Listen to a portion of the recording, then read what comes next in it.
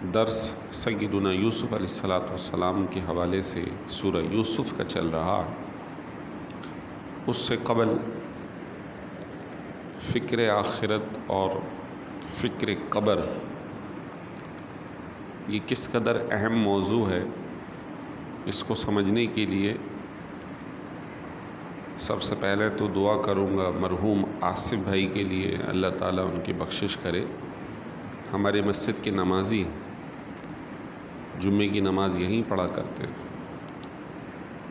40-42 سال عمر ہوگی، رات کو سوئے ہیں اور پھر صبح نہیں اٹھے، سوئے تو سوتے ہی رہ گئے۔ میرے خیال 3-4 ماہ قبل ان کے ہاں بیٹے کی پیدائش ہوئی تھی، یعنی چھوٹے بچے ہیں ان کے، آئے تھے دم وغیرہ کرانے، اور ویسے بھی آتے رہتے ماشاءاللہ۔ اللہ تعالیٰ مرحوم کی بخشش فرمائے، ان کے بچوں کو صبر دے، ان کے اہل خانہ کو صبر دے۔ یہ پل ریزیڈنسی کے رہائشی ہے۔ صرف اس واقعے اور اس طرح ملتے جلتے کتنے ہی واقعے ہمارے قرب و جوار میں ہو رہے، یعنی ہم اب کسی کو نہیں، صرف اپنی فکر کی بات کر رہے ہیں۔ ساماں ہے 100 برس کا پر کی خبر نہیں، منصوبے ہیں 100 برس کے پل کی خبر نہیں۔ کتنے ہی معمولات ہم نے چھیڑ رکھے۔ دیکھو، منصوبہ بنانا ناجائز نہیں ہے، پلاننگ کرنا ناجائز نہیں ہے، لیکن وہ جو ہمارا طریقہ یا پروسیس ہونا چاہیے وہ درست ہونا چاہیے، وہ جائز ہونا چاہیے، ہمارے ہاتھ کی صفائی ہونی چاہیے۔ اگر کوئی شخص نمازی ہو، پرہیزی ہو، دعا کرے، تلاوت کرے، تو یہ پوری دینداری نہیں ہے، یہ دین کا ایک حصہ ہے۔ عبادت، دینداری تو بہت بڑا دائرہ ہے، جس میں ہاتھ کی صفائی یعنی کہ حلال حرام کا خیال، لقمہ حلال کا پیٹ میں جانا، عزیزوں سے، رشتہ داروں سے ناراضگی نہ رکھنا، والدین کو، بھائیوں کو تکلیف اور اذیت نہ دینا، حتیٰ کہ اڑوس پڑوس کو تکلیف نہ دینا، حتیٰ کہ ہماری شریعت تو بے زبان جانوروں پر بھی ظلم سے منع کرتی۔ تو جو نماز یا روزہ رکھ لے یا تلاوت کر لے تو وہ یہ نہ سمجھے کہ میں نے دنیا کا بہت بڑا کارنامہ انجام دے دیا۔ یہ تو ایک چھوٹا سا حصہ ہے، چھوٹا سا حصہ ہے۔ اصل انسان جب دنیا میں بیٹھا ہے، اس کو احساس اس وقت ہوگا کہ جب وہ کہیں پھنس جاتا، مشکلات میں آ جاتا، اور پھر اس کو احساس ہوتا ہے۔ آج ہمارے چاروں طرف الحمدللہ اس پہ اللہ کا شکر ادا کرنا چاہیے کہ ہم اسلامی دنیا میں رہتے، اسلامی ملک میں رہتے، ہمیں اسلام پہ عمل کرنے سے کوئی چیز روکنے والی نہیں۔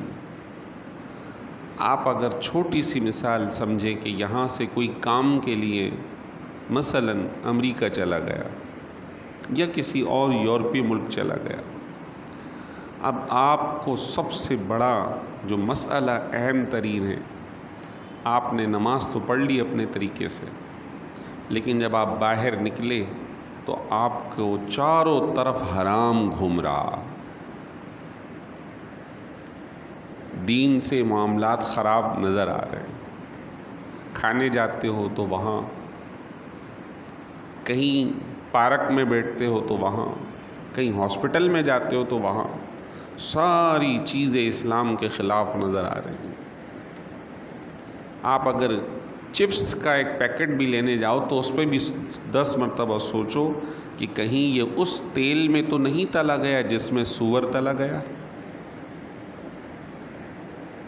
آپ کھانے تو جا رہے ہو مرغی، لیکن ایک ہی کڑھائی میں دونوں چیز تل کے دی گئی ہیں، اس کو سور اور اس کو مرغی۔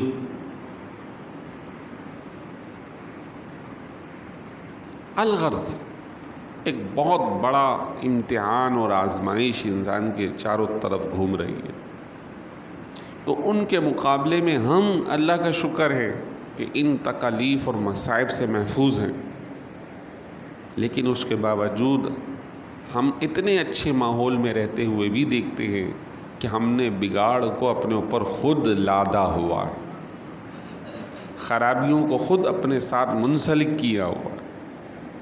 یہ اللہ کی نعمت کی ناشکری، ہمیں اپنا محاسبہ کرنا چاہیے، اور یہ وقت نہیں معلوم کہ کب واپس لے لیا جائے، نہیں معلوم، وقت مقرر نہیں دیکھے گا۔ ان کو لے لیں، ان سے علاوہ دیگر احباب کو لے لیں، اڑوس پڑوس میں، محلے میں، رشتہ داروں میں مسلسل موت چلا جانا واقع ہو رہا۔ حد تو یہ ہے کہ بعض اوقات دینی تربیت نہیں تو اس موت کا کھانا کھانے میں بھی یار یخنی اچھی ملے گی، کیا کھانا بنایا ہے، حد ہو گئی ہے اس بات کی، حد ہو گئی، بلکہ اس سے تو عبرت لینا چاہیے کہ کل کو ہمارے بھی مرنے پہ لوگ اسی طرح انگلیاں چاٹ کر جائیں گے۔ اصل تو یہ ہے کہ ایصال ثواب ہو، فاتحہ ہو، دعا ہو۔ دینداری ہمیں ہر چیز صحیح سلیقے سے سکھاتی ہے، لیکن ہم شاید اس کو سمجھنے کے لیے تیار نہیں، یا موجود ہے، مل رہا ہے، لیکن اپنا نہیں پا رہے۔ یہ صرف ایک فکر ہے، کسی کو برا نہ سمجھنا چاہیے۔ میں اپنے لیے بھی 100% کہوں گا، اللہ تعالی ہم سب کو حقیقی معنوں میں تعلیمات اسلامی کو عمل کرنے کی توفیق عطا فرمائے، اور جو ہمارے لیے بخشش و نجات کا ذریعہ ہو، اللہ ہمیں وہ اختیار کرنے کی توفیق عطا فرمائے۔ حضرت یوسف کے حوالے سے جو بات چل رہی ہے، جیسے میں نے ابھی عرض کیا کہ منصوبے سازی ناجائز نہیں، لیکن اس کا طریقہ اور پروسیس حلال ہونا چاہیے۔ حضرت یوسف نے 15 سال کی پلاننگ کی تھی، 7 سال میں قید پڑے گا، 7 سال اس سے پہلے ہریالی ہوگی، اس 7 سال کو محفوظ رکھنا ہے اگلے 7 سالوں کے لیے، اور اس کے بعد پھر 15ویں سال بارش ہوگی، اور یہ ایک پورا جو خواب تھا اس کی تعبیر تھی، اور تعبیر اور اس کے مطابق منصوبہ بنایا گیا، اور پورے ملک میں جو انارکی پھیلنے والی تھی، جو پریشانی اور مصیبت آنے والی تھی، حضرت یوسف نے اس کو سمجھا، اس کا ادراک کیا، اس کے لیے منصوبہ بنایا، اور اس کے بعد لوگوں کے ساتھ حسن سلوک کیا۔ بہرحال جو پچھلے ہفتے جہاں سے تفسیر روکی گئی تھی وہیں سے آگے چلاتے ہیں، اور خلاصہ اس کا مختصراً یہ ہے کہ حضرت یوسف کے بھائی قحط کے ایام کے اندر حضرت بنیامین جو کہ حضرت یوسف کے بھائی ہیں ان کو ساتھ لے کر آئے، اور حضرت یوسف نے ان کو روک لیا، اور اس کے بعد جب ان کے بقیہ 10 بھائی حضرت یعقوب کے پاس گئے تو انہوں نے کہا کہ آپ کے صاحبزادے تھے، ایک چوری کی غلطی ہو گئی جس کی وجہ سے انہیں مصر میں روک لیا گیا۔ والد صاحب بہت زیادہ غمگین ہوئے، رو پڑے حضرت یعقوب علیہ السلام، اور اس کے بعد اپنے بیٹوں کو کہا، کیا فرمایا؟ یا بنی یذهبوا فتحسسوا من یوسف واخیہ ولا تیأسوا من روح اللہ، اے میرے بیٹوں جاؤ اور ڈھونڈو یوسف کو اور اس کے بھائی کو، اور اللہ کی رحمت سے مایوس مت ہونا۔ حالانکہ حضرت یوسف کو حضرت یعقوب سے بچھڑے ہوئے 40 سال سے زائد ہو چکے تھے۔ بھائی بن یہ سمجھتے تھے کہ کنویں میں جب ڈالا گیا تو وہ مر چکے ہوں گے، لیکن حضرت یعقوب علیہ السلام اللہ کی ذات سے امید لگائے ہوئے تھے کہ حضرت یوسف موجود ہے۔ اللہ کی رحمت سے مایوس نہ ہونا۔ اگلا جو جملہ ہے وہ ایک قانون ہے، فرمایا انہو لا ییأس من روح اللہ الا القوم الکافرون، بے شک اللہ کی رحمت سے تو صرف کافر ہی مایوس ہوتے ہیں، مسلمان اللہ کی رحمت سے مایوس نہیں ہوتا۔ ہمیشہ اللہ کی بارگاہ میں آس لگائے رکھنا، دعا کرتے رہنا۔ حدیث شریف کے اندر یہ ہے کہ اللہ تعالیٰ بندوں کی دعا قبول فرماتا ہے جبکہ وہ جلدی نہ کرے۔ تو صحابہ نے عرض کی حضور جلدی کا کیا مفہوم ہے؟ ارشاد فرمایا کہ وہ قبولیت کو نہ دیکھتے ہوئے اپنی دعا کو چھوڑ دیتا ہے اور مایوس ہو جاتا ہے۔ وہ مایوس نہ ہو تو اللہ اس کی دعا کو قبول فرمائے گا۔ اب دعا کے آداب میں لکھا ہے کہ کسی کا جو معاملہ ہے وہ جلد پورا کر دیا جاتا ہے، کسی کا کچھ معاملہ مؤخر کر دیا جاتا ہے، حتیٰ کہ اللہ نے اپنے نیک بندوں کی دعائیں مؤخر فرمائیں۔ حضرت ابراہیم علیہ السلام نے حضور کو، ہمارے نبی صلی اللہ علیہ وسلم کو اپنی اولاد میں پیدا ہونے کے لیے دعا مانگی تو تقریباً 300 سال کے بعد حضور ان کی آل اولاد حضرت اسماعیل علیہ السلام کے خاندان میں تشریف لائے۔ 300 سال حضرت آدم دنیا میں تشریف لائے، بارگاہ الہی میں رو رو کے عرض کرتے رہے، اتنا روئے کہ تفاسیر کے مطابق آنسو نکلنے کی وجہ سے یہ ناک اور گال کے درمیان نمکین پانی بہنے کی وجہ سے زخم پڑ گئے تھے، اتنا روتے تھے۔ پھر کوئی 350 سال کے بعد آپ کی دعا اللہ کی بارگاہ میں عرفات کے میدان میں قبول ہوئی ہے اور پھر ان کے لیے پروانہ جاری کیا گیا۔ بات سمجھنے کی ہے کہ اتنے اللہ کے نیک بندوں کی دعائیں اتنے سالوں مؤخر ہو گئیں، لیکن انہوں نے دعائیں کرنا نہیں چھوڑی۔ تو ہمیں بھی حکم یہ ہے کہ ہمارا جو بھی معاملہ ہو رب کی بارگاہ میں دعا کرتے رہیں، کہ دعا مومن کا ہتھیار ہے، دعا عبادت کا مغز ہے۔ مغز وہی ہے کہ جو اصل لب لباب ہے۔ اللہ کو عبادت کی ضرورت نہیں ہے، یہ عبادت تو ہمارے لیے ہے، اس کے حکم پر ہم عمل کر رہے ہیں۔ یہ عبادت ہمارے لیے ہی بخشش و نجات کا ذریعہ ہے، اور اس کا نتیجہ آخر میں یہ ہے کہ جب عبادت کر لو تو بارگاہ الہی میں دعا کرو، خیر مانگو۔ بہرحال ارشاد فرمایا کہ اللہ کی رحمت سے مایوس مت ہونا، اللہ کی رحمت سے تو صرف کافر ہی مایوس ہوتا۔ مسلمانوں کے لیے توبہ کا دروازہ آخر وقت تک کھلا ہے، نزع کے وقت تک کھلا ہوا ہے۔ ہاں نزع کا وقت آ گیا تو پھر یہ دروازہ بند ہے، لیکن اب سوال یہ ہے کہ وہ نزع کا وقت مجھے اور آپ کو تو معلوم ہی نہیں ہے۔ یہی تو بات ہے جو ابھی ہم نے شروع کی کہ سوئے تو اٹھے نہیں۔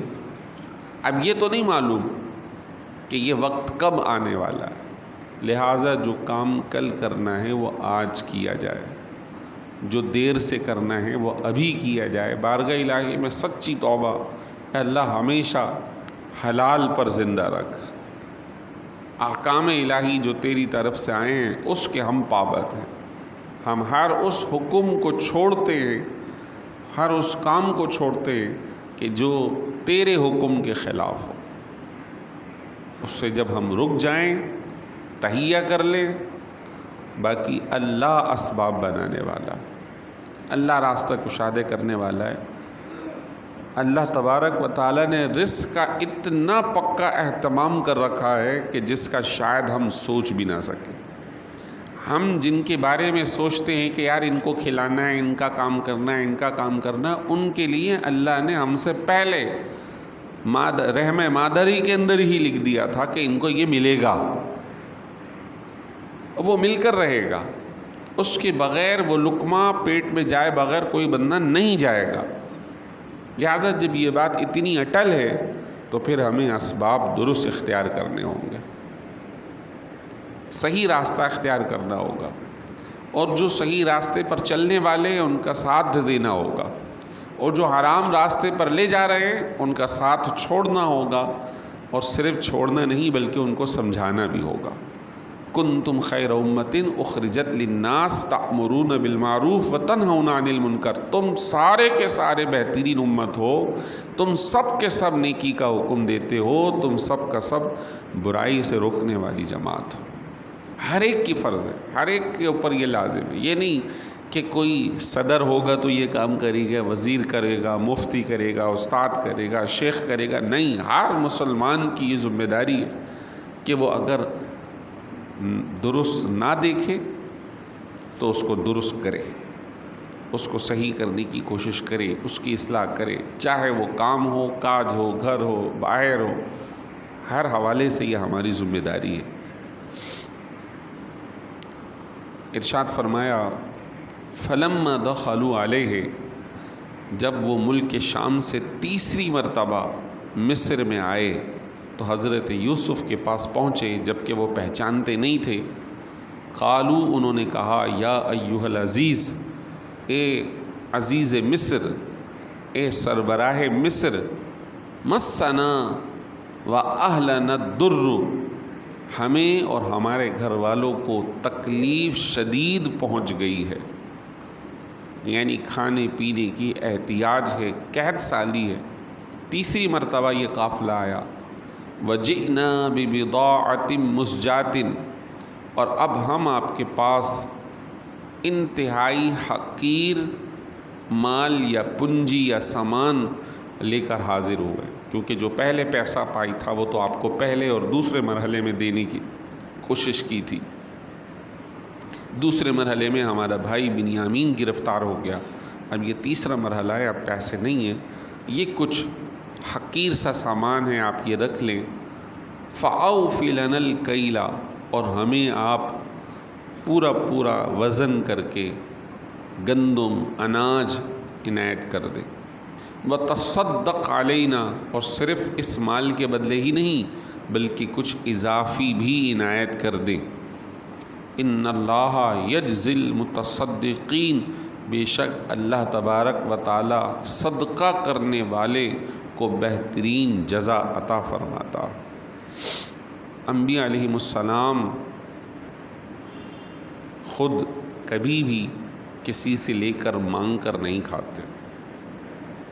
یہ ان کی اولاد تھی کہ جنہوں نے حضرت یوسف کے پاس کہا، حضرت یعقوب کی اولاد نے آ کر آپ ہمیں صدقہ دے دیں، تو یہاں وہ والا صدقہ مراد نہیں تھا بلکہ یہ ان کے ساتھ حسن سلوک کی بات کی جا رہی تھی۔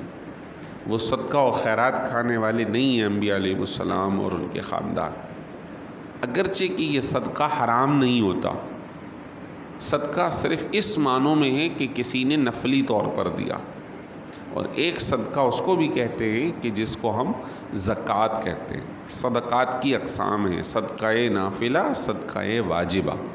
واجبہ میں زکوٰۃ، واجبہ میں قسم کا کفارہ، واجبہ میں روزہ توڑنے کا کفارہ، واجبہ میں اور بھی اقسام آتی ہیں، اور نافلہ میں کسی کو ہم نے کھانے کی دعوت دے دی، آ جائیے کھانا کھا لیجیے، آپ نے اس کے ساتھ بیٹھ کر کھانا کھا لیا، آپ نے اس کے ساتھ گفتگو کر لی، مسکرا کر دیکھ لیا، یہ سب صدقہ ہے یعنی نیکی ہے۔ یہ کوئی حرام نہیں ہے کہ سامنے والے کے اوپر حرام وہ کھا رہا ہے، نہیں، یہ بات نہیں۔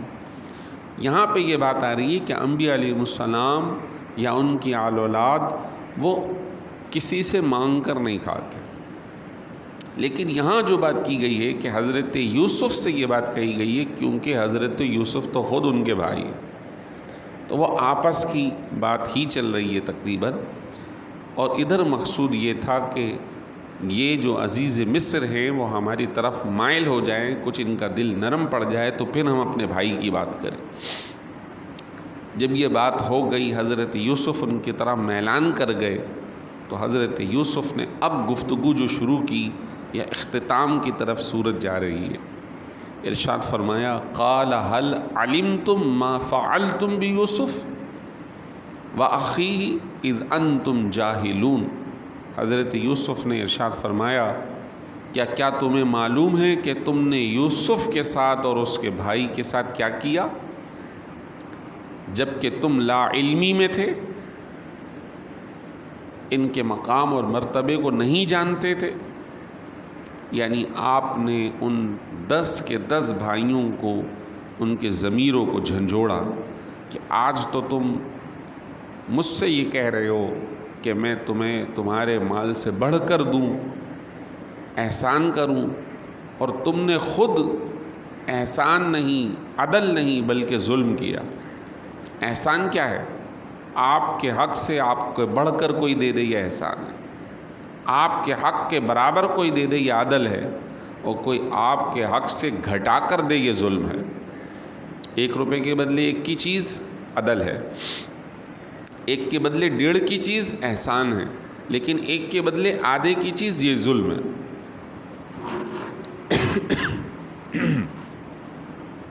تو ارشاد فرمایا، کیا تمہیں معلوم ہے کہ تم نے یوسف اور اس کے بھائی کے ساتھ کیا کیا؟ جب کہ تم ان کے بارے میں صحیح نہیں جان پائے۔ تو وہ سمجھ گئے ان باتوں سے کہ یہی عزیز مصر ہی حضرت یوسف ہیں۔ وہ پہچانتے نہیں تھے، کیونکہ عرصہ ہو گیا، 40 سال گزر گئے تھے۔ جب ان کو کنویں میں ڈالا تھا، نہ ان کی داڑھی نہ مونچھ، وہ چھوٹے 13-12 سال کے لڑکے تھے، اور آج وہ بڑے ہو کر، جوان ہو کر، داڑھی اور اپنے شاہی لباس کے اندر مصر کے تخت پر نشین تھے۔ تو وہ پہچان نہیں پائے تھے، لیکن جب یہ گفتگو ہوئی، آثار دیکھے گئے، تو کہنے لگے، قالوا اِنَّكَ لَأَنْتَ یوسف، کیا واقعی آپ ہی یوسف ہیں؟ تو حضرت یوسف نے اس وقت حقیقت کا اظہار فرما دیا، قال انا یوسف، جی ہاں میں ہی یوسف ہوں، میں ہی یوسف ہوں، وہذا اخی، اور یہ میرے بھائی ہیں، یعنی بنیامین۔ پھر ان کو بلا لیا۔ قد من اللہ علینا، تحقیق اللہ نے ہم پر احسان فرمایا۔ دیکھیے، کنویں میں گئے تھے، بازار میں بکے تھے، پھر اللہ نے احسان فرمایا۔ ادھر جو بات سمجھانے کی ہے وہ یہ بھی ہے کہ انسان اپنی صلاحیتوں سے بڑھ کر پا رہا ہوتا ہے۔ الحمدللہ، انسان اپنی صلاحیتوں سے بڑھ کر پا رہا ہوتا ہے، اور پھر کیا کرتا ہے؟ اللہ کے احسان کو نہیں مانتا، اللہ کے احسان کو نہیں مانتا، اور کہتا ہے یہ تو میری کوشش تھی، محنت تھی، میں نے اتنا پڑھا، میں نے ایسا کیا، میں نے ویسا کیا، میں نے بڑی تکلیفیں جھیلی۔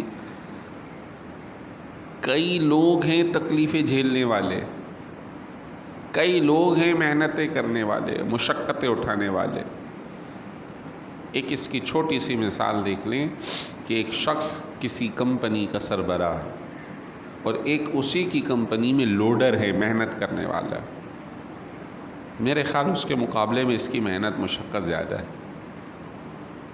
لیکن یہ پوری زندگی لوڈر ہی بنا رہا۔ آپ کی تھوڑی سی محنت اور مشقت کے بعد اللہ نے کشادگی عطا کرتی، آپ آنر بن گئے۔ آپ کی محنت نہیں ہے، یہ سب اللہ کا دیا ہوا۔ لیکن یہاں ایک بات سمجھنے کی، یہ جو حضرت یوسف نے کہا اللہ نے مجھ پر احسان فرمایا، یہ بات یاد رکھیے کہ یہ بات اسی وقت کہنا جائز ہے جب وہ کام حلال ہو۔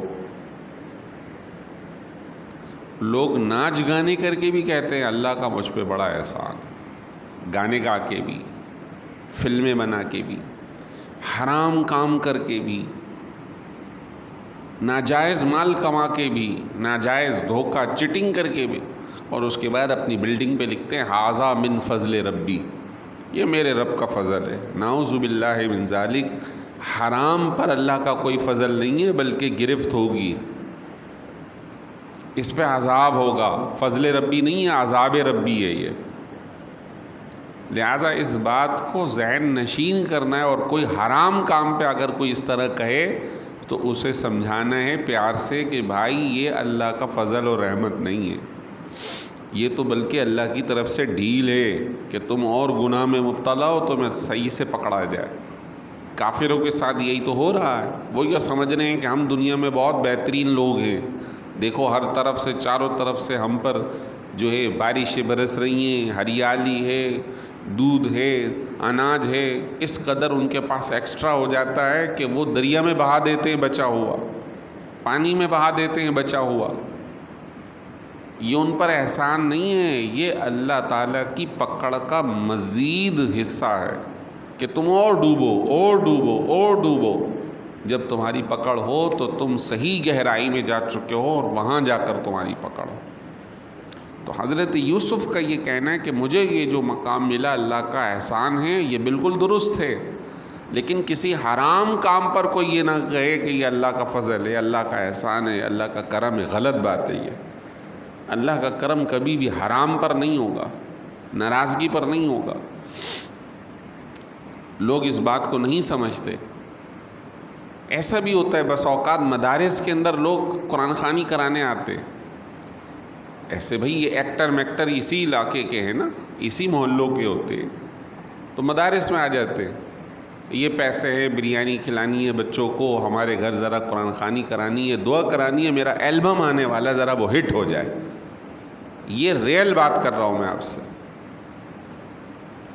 لوگوں کو اس چیز کی سمجھ نہیں ہے کہ آپ کس کام کے لیے کیا کام کرا رہے ہیں۔ وہ قرآن تو تم پر لعنت بھیج رہا ہے، اور نہ سمجھ جو ایک حافظ ہے، مدرسے کے لوگ ہیں، منتظمین ہیں، وہ کہتے نہیں یہ بڑا تعاون کرنے والا ہے، اس کے ساتھ بھیجو، اور وہاں جا کے دعا بھی کر رہے ہیں۔ بھائی ایسی دعا درست نہیں ہے، اس کے لیے یہ دعا کرنا درست نہیں ہے، بلکہ اس کو تو عبرت دلانی چاہیے، یا اللہ تو اس کو سیدھے راستے پر چلا دے، اس کے حرام سے اس کو حلال کی طرف لگا دے، جتنی محنتیں یہ حرام پہ کر رہا ہے اس کو حلال پہ لگا دے اللہ، تو یہ اس کے لیے بخشش و نجات کا ذریعہ بنے گا۔ تو سمجھداری کی بھی ضرورت ہے۔ لوگ اس طرح کر رہے ہوتے ہیں۔ اگر بالفرض ایسی کوئی نوبت آ بھی جائے تو فتنے سے بچتے ہوئے مطلق دعا کی جا سکتی ہے، یا اللہ اس قرآن کی برکت سے انہیں حلال کی توفیق عطا فرما، اور ہمیں بھی حلال کی توفیق عطا فرما۔ دیکھیے اپنے اوپر ہم دعویٰ نہیں کر سکتے کہ ہم ہی اس دنیا میں پاک اور صاف ہیں، یہ غلط بات ہے۔ اس کا تو مطلب یہ ہوا کہ آپ پاک صاف ہیں، یعنی میں اپنے آپ کو کہوں باقی ساری دنیا گندی ہے، ایسا نہیں۔ ہر طبقے میں اچھے اور برے لوگ موجود ہیں۔ بظاہر کوئی عالم فاضل مفتی حافظ نہیں ہے، لیکن اللہ نے اسے تقوی اور طہارت کی بہترین نعمت عطا فرما دی ہے، یہ ممکن ہے، اس میں کوئی مذائقہ نہیں ہے۔ یہ تقوی و طہارت کسی کی ذاتی میراث نہیں ہے، اللہ جسے چاہے عطا فرما دے۔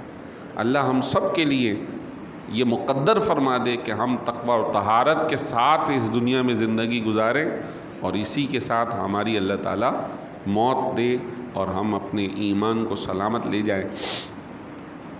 آگے جو جملہ ہے وہ پورا کر کے ختم کر رہا ہوں۔ فرمایا اللہ نے ہم پر احسان کیا، اِنَّهُ مَن يَتَّقِي وَيَصْبِرْ، سنو بے شک جو تقوی اختیار کرے اور صبر کرے، فَإِنَّ اللَّهَ لَا يُضِيعُ أَجْرَ الْمُحْسِنِينَ، تو بے شک اللہ تعالیٰ نیکی کرنے والے کے اجر کو ضائع نہیں فرماتا۔ اللہ تعالیٰ ہم سب کو اچھے اعمال کی توفیق عطا فرمائے۔